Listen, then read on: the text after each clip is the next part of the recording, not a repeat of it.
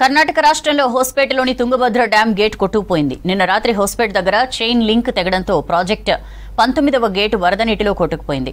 దీంతో ఇప్పటి వరకు 1,00,000 క్యూసెక్కులకు పైగా వరద నీరు వృధాగా పోతోంది. తుంగభద్ర నుంచి 60 టీఎంసీల నీరు వేస్ట్ అవనుంది. షిమోగాలో భారీ వర్షాలతో తుంగభద్ర డ్యాంకు పెద్ద ఎత్తున వరద నీరు వస్తోంది.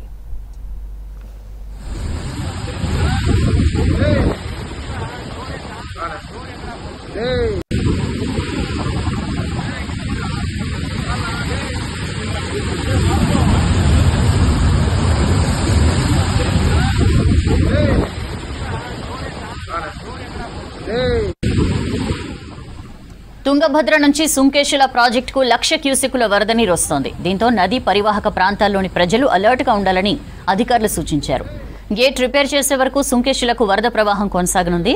వరద ఎక్కువగా ఉండడంతో సహాయ చర్యలకు ఆటంకంగా మారింది. తుంగభద్రలో వరద తగ్గిన తర్వాతే పూర్తి స్థాయిలో రిపేర్లు చేయనున్నారు ఇరిగేషన్ అధికారులు.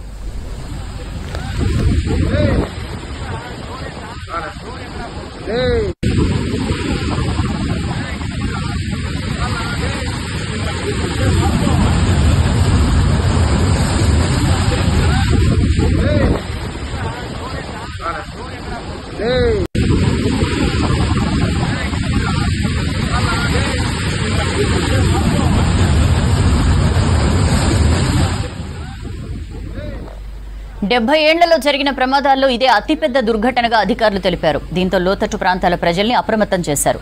అయితే తుంగభద్రలో 70 టీఎంసీల నీటిని ఖాళీ చేస్తేనే గేట్ రిపేర్ పనులు చేయడానికి అవకాశం ఉంటుందని ప్రాజెక్టు అధికారులు చెబుతున్నారు.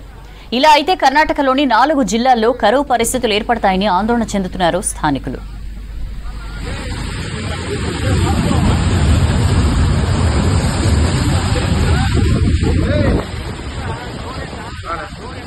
Hey!